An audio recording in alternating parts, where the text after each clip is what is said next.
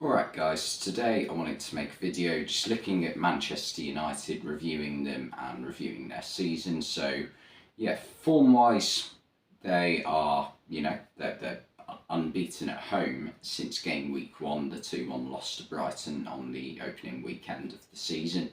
So, that's quite good going considering the start to the season they had and the expectations after the first couple of games. They have had a few disappointing results throughout the season. I think that's fair to say. I think they've had 6 losses. So after the first two results, losing 2-1 to Brighton and 4-0 away at Brentford, it's been very good since then.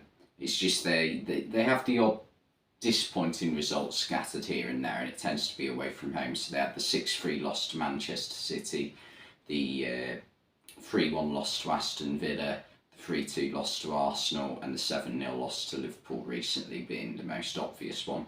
But besides that, they've won 8 games out of their last 12 in the league, which is really good going, and they look like they're going to secure top 4 this season fairly comfortably. It even looked at one point like they had a very outside chance of winning the Premier League this season, but I think that's probably just a step too far just for this season. In both cups, well, they won the EFL Cup a week or two ago, 2 weeks ago now, beating Newcastle in the finals, first trophy in 6 years, so that's an achievement for the season for a start. They're in the quarter-final of the FA Cup, they've got Fulham. That's again, you'd expect them to win, and they are currently, I think they're the favourites to win the Europa League. It's only the round of 16 at the moment, but they've hammered Real Betis 4-1 in the opening leg to that. So, it's possible United could still win another 2 trophies yet this season. It would be interesting to see how they do.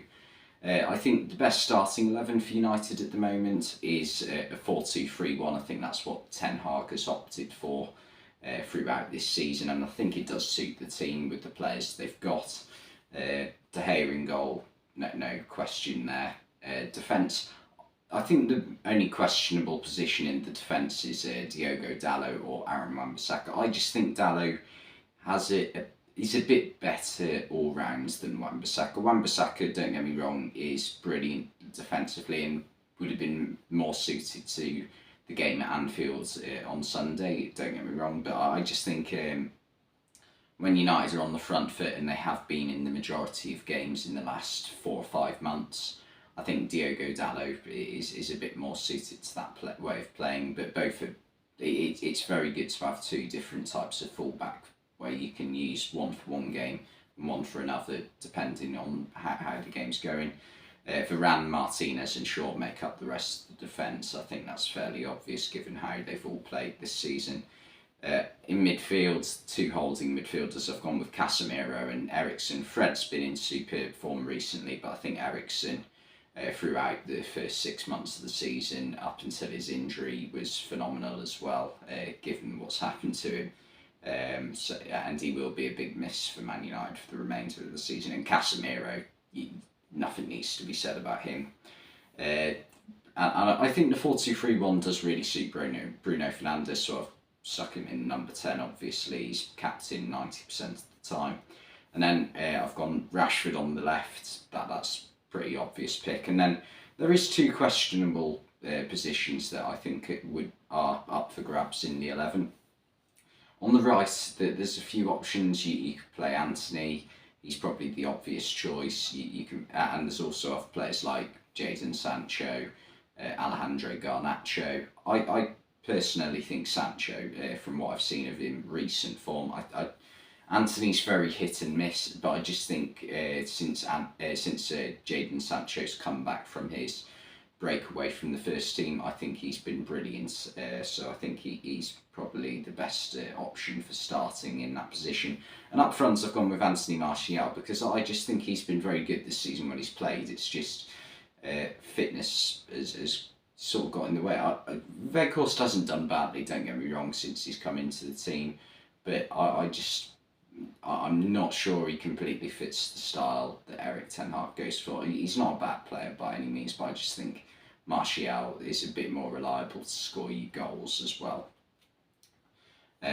So yeah, Erik Ten Hag though, he's done a brilliant job, hasn't he? I mean, considering the first two games of the season that United had, since then the improvement he's made. There's obviously that story about after the Brentford game making the team run the distance that Brentford had got on them. So and he joined in as well to make it feel as though it was a team punishment rather than just a players only punishment. So yeah, I think his ways of managing the team are really impressive for one, but also just show a really strong character. And the way he dealt with the Cristiano Ronaldo situation at the start of the season was also really well done. I think a lot of managers would have made a mess of that and allowed the saga to continue and potentially derail the season with how much of a talking point it is. So I think Ten Hag deserves huge credit for that, and also just how much he's improved some of the players in the team. I think good examples of this are Diogo Dalot, Luke Shaw. I also think Rashford's improvements, from the last couple of seasons to now, has been incredible as well. Like at the moment, there's questions of has he been the best footballer in the world so far this year in 2023, and I'd probably argue yes. And then incoming players, I've picked a few positions where I think United could improve upon. I focused on their attack because I think defensively they've got two decent options in every single position in that defence. I know people like to talk a lot of rubbish about Harry Maguire, but the fact is he's a competent Premier League defender. He may not be world class, but he's at least a good enough backup, I think. In the holding midfield role, I think behind Fred, Casemiro and Eriksen they could do with maybe another option because Sabitzer only on loan, and McTominay probably isn't quite at the level United are looking to be playing at. So I've gone with Mikel Merino from Real Sociedad. He's been really impressive this season, a lot better than he was at his time at Newcastle. Brilliant for aerial duels, blocking, tackling, everything you want from a defensive midfielder, and has a market value of 50 million. So yeah, within United's price range. I've gone with an option to alternate between for Bruno Fernandes because I think that there's not enough backup in that situation, in that position, sorry. Your best option is probably pushing Eriksen a bit further forward or playing Donny van de Beek, who isn't in form at all. So, but he's injured, but hasn't been in form at all. I've gone with Lorenzo Pellegrini from Roma. Just a brilliant passer of the ball, and I'm just looking at my notes here.